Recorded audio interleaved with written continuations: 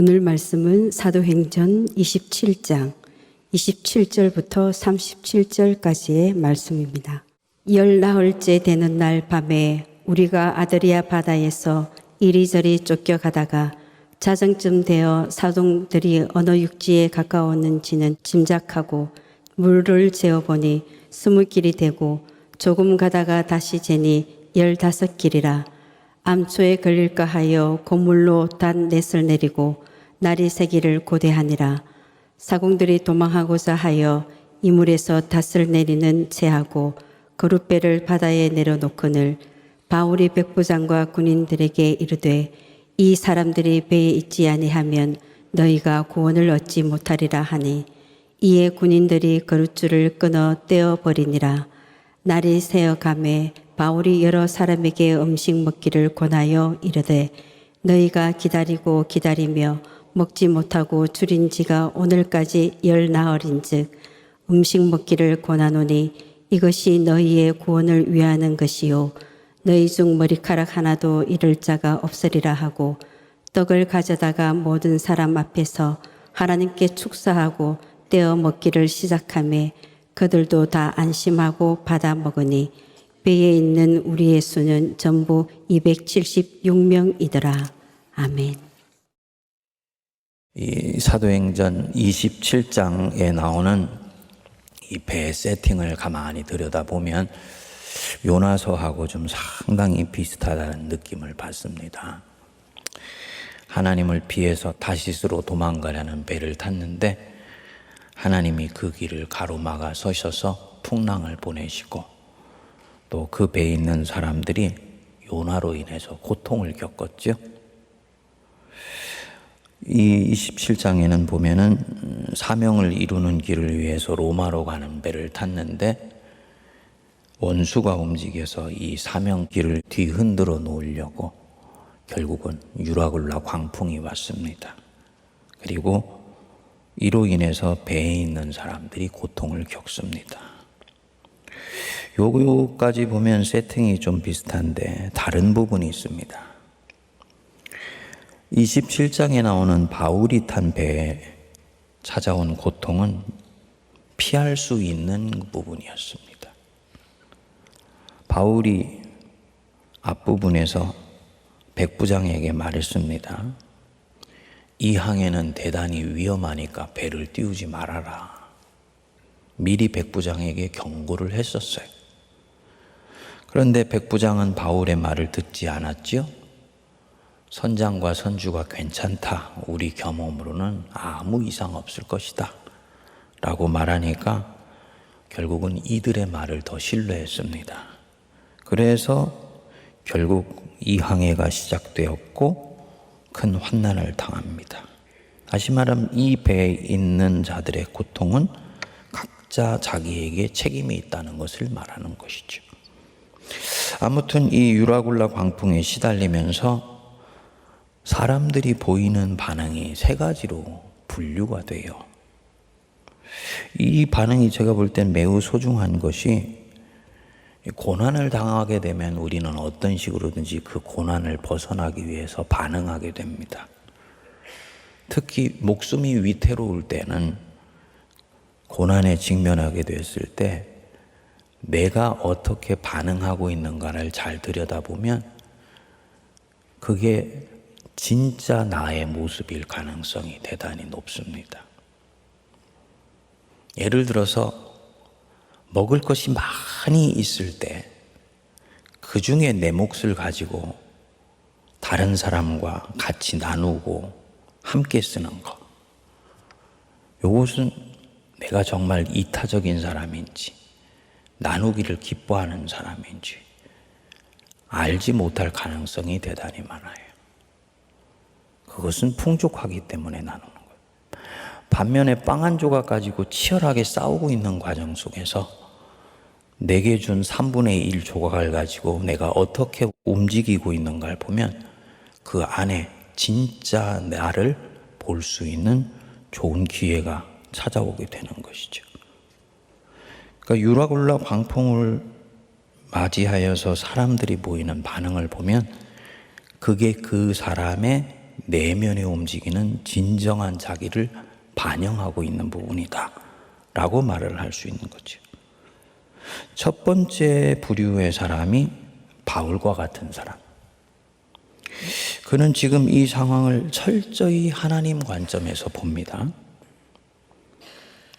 잘 나갈 때는 하나님의 은혜고 하나님의 영광을 위해서라고 얘기를 하는데, 어려움이 닥쳐오면 그 하나님은 사라진 데 없고 그냥 자기의 즉자적이고 감각적인 방식으로 반응하는 그런 하나님 관점하고는 달라요. 바울은 이 상황을 철저하게 주님의 손에 이끌리는 가운데서 진행하고 판단하고 분별하고 처신합니다. 그는 이 걸음이 하나님의 사명을 이루는 걸음이고, 그렇기 때문에 하나님이 이 사명을 이루시기 위해서 자기뿐만 아니고 이 배에 탄 모든 사람들도 지켜주신다는 것을 굳게 확신합니다. 자기가 이 광풍에서 안전할 뿐만 아니고 배에 탄 모든 사람들도 안전하다라고 믿습니다. 주님께 들은 음성이 있기 때문이에요. 읽지 않았습니다만 24절에 보시면, 바울아 두려워하지 말라. 네가 가이사 앞에 서야 하겠고 또 하나님께서 너와 함께 항해하는 자를 다 네게 주셨다. 네게 주셨다는 얘기는 너 때문에 그들을 안전하게 지켜주겠다는 거예요. 참 깊이 들여다봅니다. 한 사람의 그리스도인이 풍랑 만난 배 안에 있기 때문에 이 사람의 존재로 인해서 이 사람과 함께 있는 모든 사람이 다 안전하다는 거예요. 시사하는 바가 있죠. 그래서 이 말씀이 생명이 위태로운 지경에서도 바울의 내면을 든든히 지켜줘요. 바울은 이 하나님 철저히 확신합니다. 그래서 보면 아주 의연하게 반응합니다. 표면적으로 의연한 척 하는 것이 아니고 실제 이 사람의 존재 전체가 의연해요. 엄청난 내적 힘을 가지고 배에 있는 사람들을 대하고 또 배 전체의 운명을 대합니다. 보면 바울은 이미 이 배가 어떻게 될지를 알고 있고 가서 보고 와서 사는 사람 같아요. 바울이 볼 때 결국 이 풍랑이나 이 고난이 지금 우리를 엄습해 있지만 결국 이 모든 것은 하나님 안에서 어떻게 될 것이다? 잘 될 것이다. 모든 것은 결국 잘 될 것이다. 지금은 어렵게 보일지라도 하나님은 우리를 가장 선하게 이끌어 가실 것이다.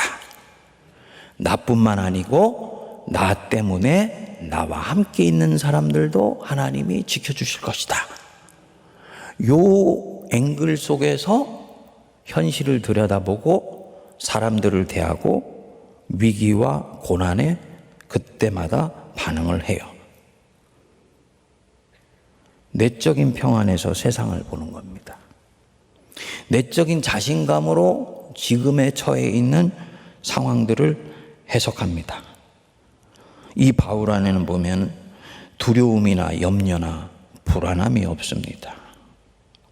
여러분, 성도가 신앙생활을 바르면서도 하나님 뜻대로 하려면요, 수시로 우리에게 찾아오는 이 두려움이나 불안을 적절하게 잘 다뤄야 됩니다. 두려움이나 불안은 사람의 에너지를 나도 모르게 자기 중심으로 모으게 돼요. 내 중심으로 모아요.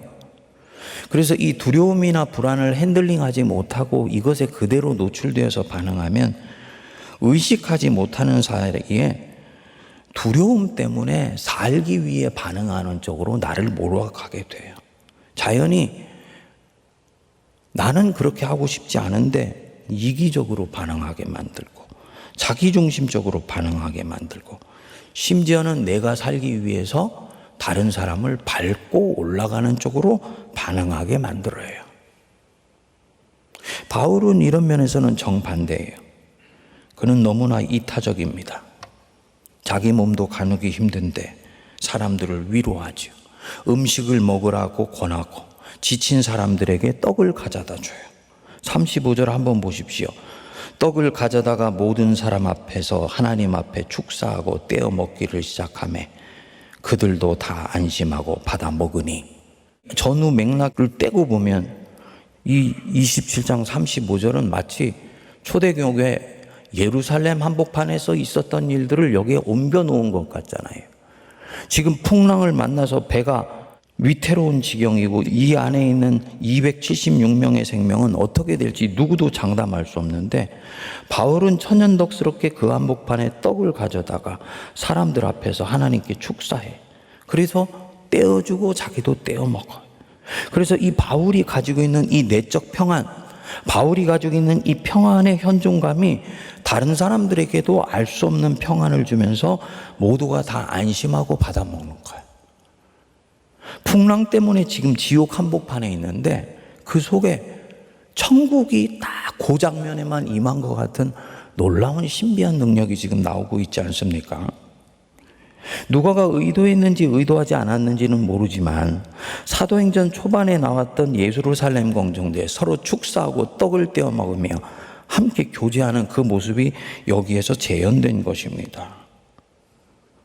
풍랑으로 요동하는 배, 작은 천국이 임한 것이죠. 이게 첫째 부류의 사람이 배라는 세상 속에서 만들어가는 세상이에요. 둘째 부류의 사람이 있습니다. 이 고난과 환난에 그대로 노출되어 있는 사람들, 그대로 노출되어서 그것에 즉자적으로 반응하는 사람들. 이들은 광풍이 주는 두려움과 불안함에 그대로 반응해서 그대로 움직입니다. 대표적인 사람들이 사공들과 로마의 병사들이죠. 30절에 보시면 사공들이 어떻게 하나요? 배가 육지 가까이에서 표류를 하게 되니까 이 정도 거리면은 거룻배를 띄워가지고 어떻게 육지까지 닿을 수 있겠구나 판단을 하여서 닻을 내리는 척하고 거룻배를 바다에다가 탁 던져놨어요. 본인들 내려가서 배 타고 육지로 가겠다는 거예요.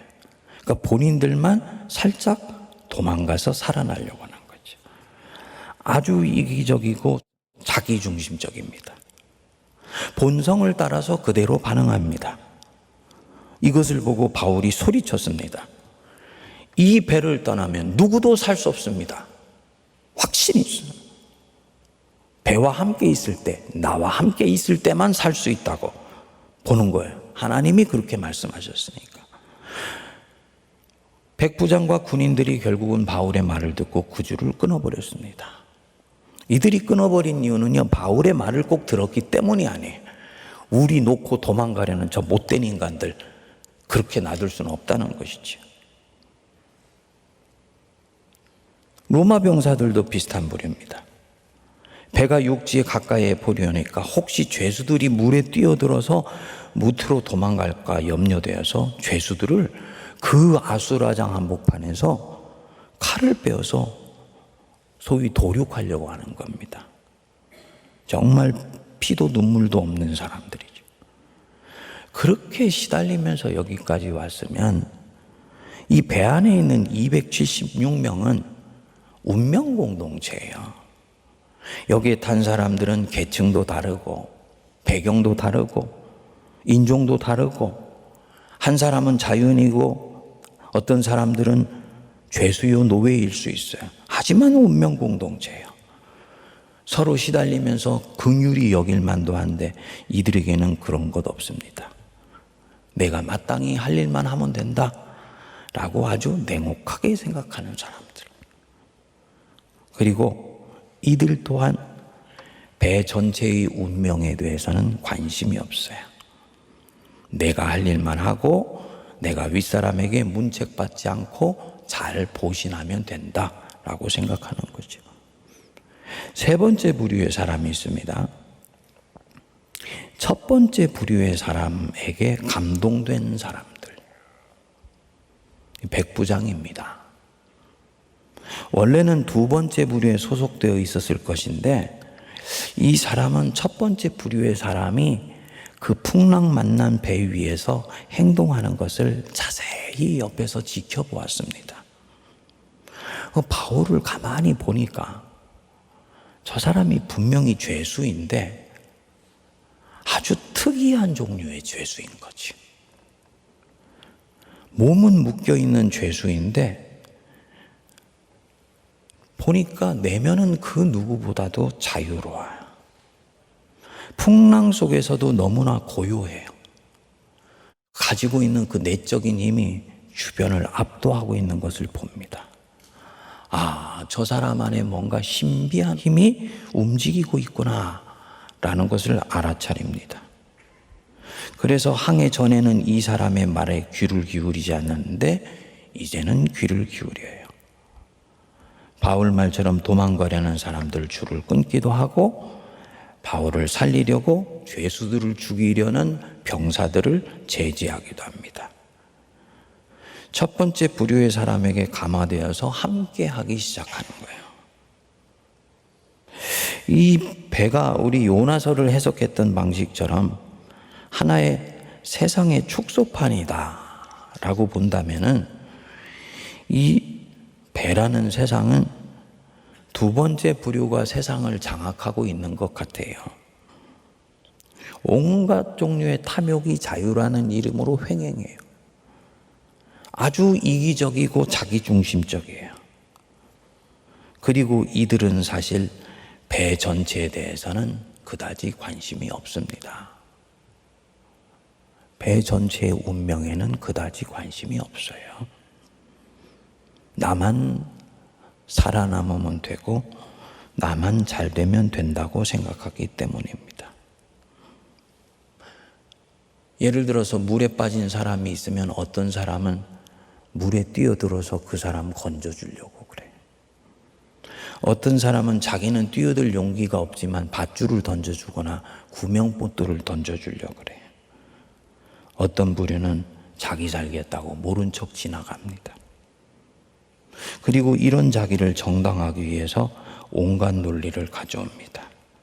이런 부류가 세상을 장악하고 있는 것 같아요. 근데 여기에 바울 같은 부류의 사람이 정면으로 도전해.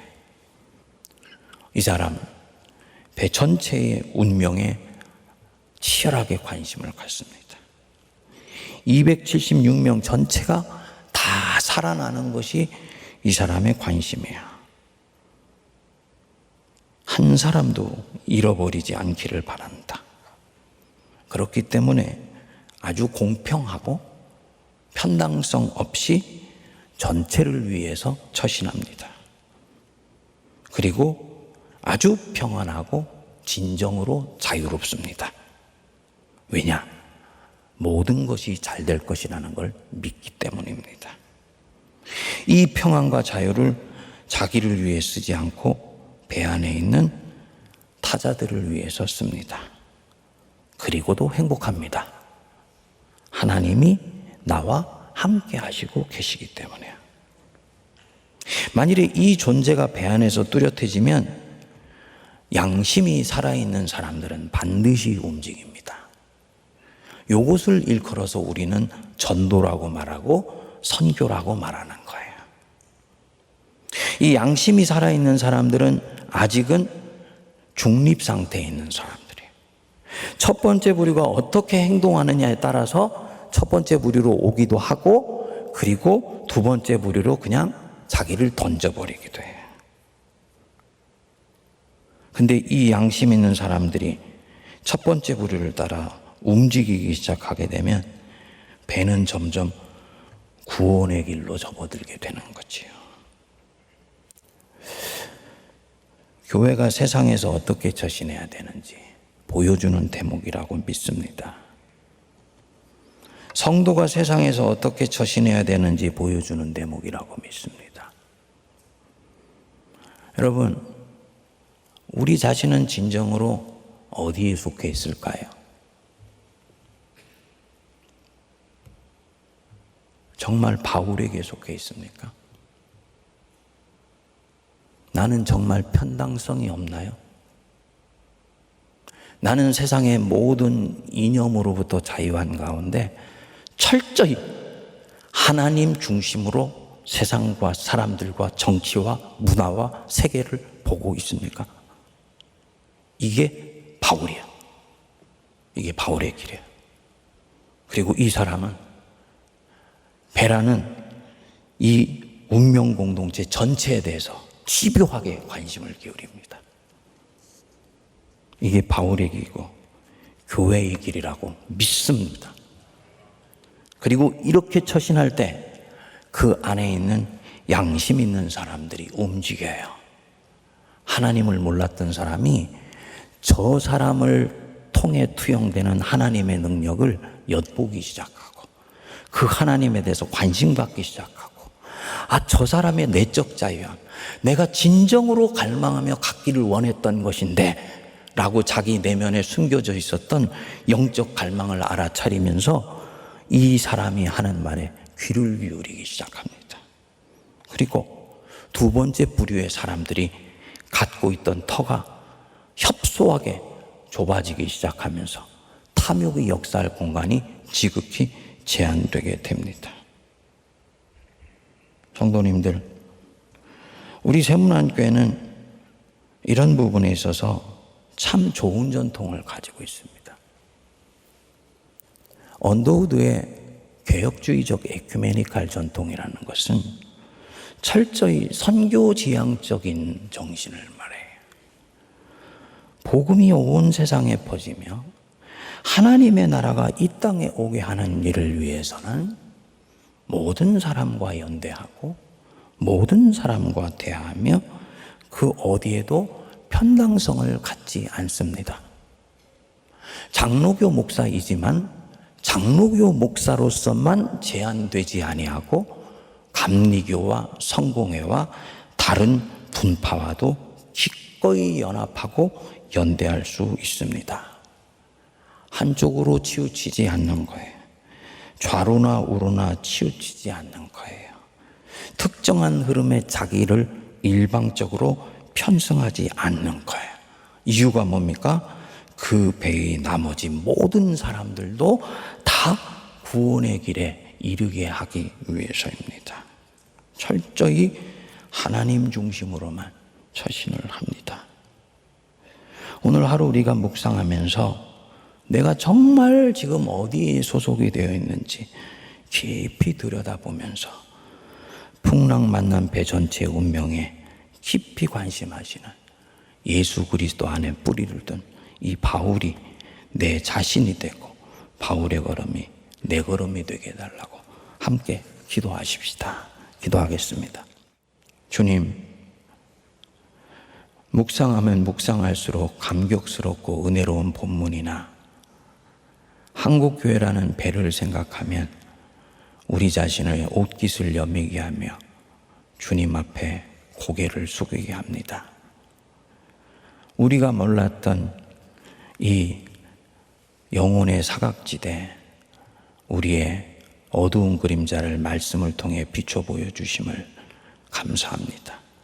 바라옵기는 떡을 가지다가 배 안에 있는 모든 사람 앞에서 하나님께 축사하고 떼어주며 안심하라, 위로하고 그들을 품는 이 바울의 품이 한국 교회의 품이 되게 하시고 우리 각 사람의 품이 될 수 있도록 은혜를 내려 주시옵소서.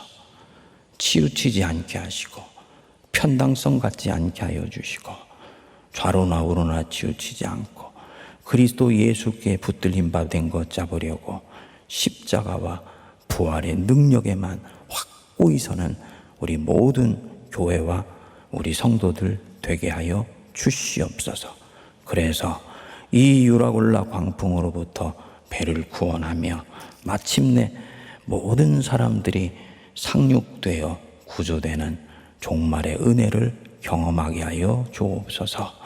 이제는 우리 주 예수 그리스도의 크신 은혜와 하나님 아버지의 무한하신 사랑하심과 성령님의 위로교통 감동 감화 역사하심이 좌로도 우로도 치우치지 아니하고 배의 운명 전체에 관심하며 오직 하나님의 나라가 모든 사람들의 심령 속에 임하기를 기도하며 갈구하며 분투하기 원하는 모든 주의 백성들과 이들의 가정과 사역 위에 우리 세문안교회와 한국교회와 이 나라 이 민족 위에 이제로부터 영원토록 함께하옵시기를 간절히 축원하옵나이다.